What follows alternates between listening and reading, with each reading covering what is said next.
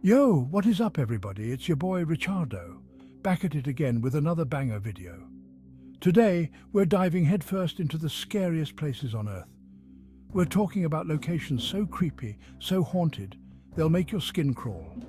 We're talking about places where people say they've seen ghosts, heard whispers, and felt chills down their spines. I'm talking about the kind of places that make you question if you're actually alone in the room. Are you brave enough to join me? Buckle up, guys, because we're about to take a wild ride through the top 5 scariest places in the world. Get ready to be spooked. All right, first up we're heading to Paris, but forget the Eiffel Tower and croissants. We're going underground, deep beneath the streets, to the catacombs. Imagine this, miles and miles of tunnels, dark and damp, and everywhere you look, bones. Skulls stacked upon skulls, femurs arranged in patterns. It's like something out of a horror movie, but it's real. Millions of Parisians are buried down there, their remains moved from overcrowded cemeteries centuries ago. Imagine being down there, the air thick with the weight of history and, the faint scent of decay. They say the spirits of the departed linger in the catacombs. Some visitors claim to have seen shadowy figures, felt cold spots, and even heard whispers echoing through the tunnels. I don't know about you, but I'd be freaking out. The catacombs were created as a solution to the city's overflowing cemeteries in the late 18th century.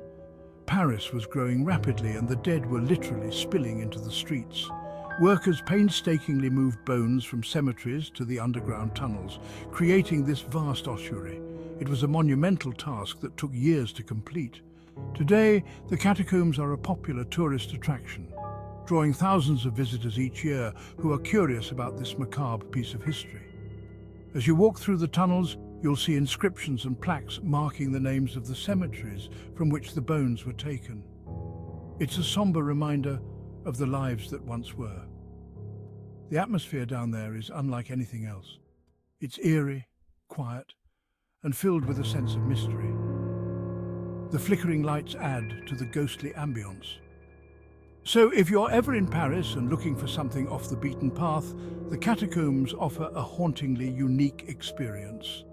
Just be prepared for a chilling adventure. Next, we're traveling to Mexico, to a place straight out of your nightmares. A place where the line between the living and the inanimate blurs in the most unsettling way. Picture this. A tiny island in the middle of a lake, trees overgrown, and hanging from every branch, every surface, are dolls. Not just a few, but hundreds, maybe even thousands of dolls. Their plastic faces are weathered and cracked, their eyes staring blankly into the void. Some are missing limbs, others have been overtaken by the elements, adding to their eerie appearance. This is the island of the dolls, and it's as creepy as it sounds. The atmosphere is thick with an unsettling silence, broken only by the occasional rustle of leaves or the creak of a doll's head turning in the wind. Legend has it that a little girl drowned in the canal, and the dolls are possessed by her spirit. The story goes that the island's caretaker, Don Julian Santana, found the girl's body and shortly after, a doll floating nearby. Believing the doll to be a sign, he hung it on a tree to honor her spirit. Over the years, he continued to collect dolls, believing they were inhabited by the girl's spirit. They say she moves the dolls, rearranges them, whispers to them. People who visit the island say they feel watched, uneasy. The feeling of being observed is almost palpable, as if the doll's eyes are following your every move. Some even claim to have seen the dolls move their heads or limbs, their little plastic eyes following them. The sensation is so strong that many visitors leave offerings to appease the spirits.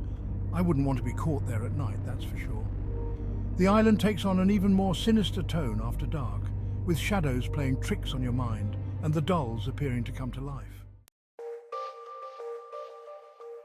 From Mexico, we're heading to Japan, to the base of Mount Fuji. You'd think a place as beautiful as Mount Fuji would be peaceful, right?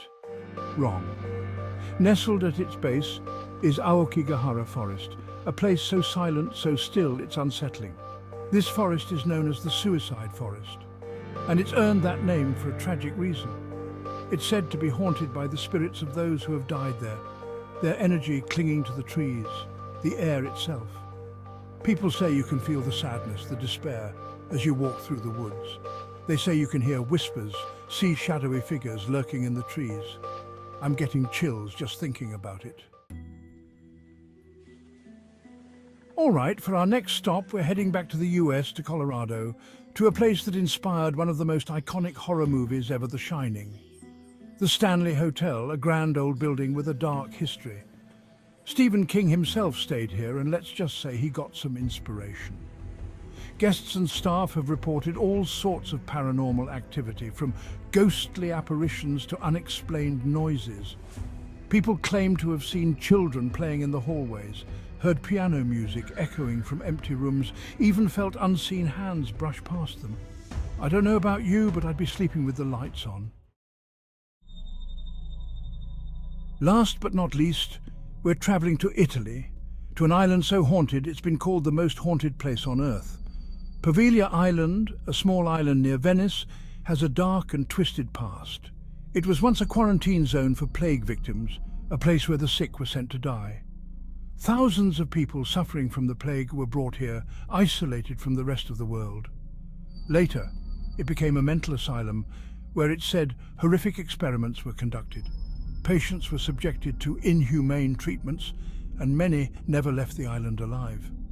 Now, the island is abandoned, left to the ghosts of its past.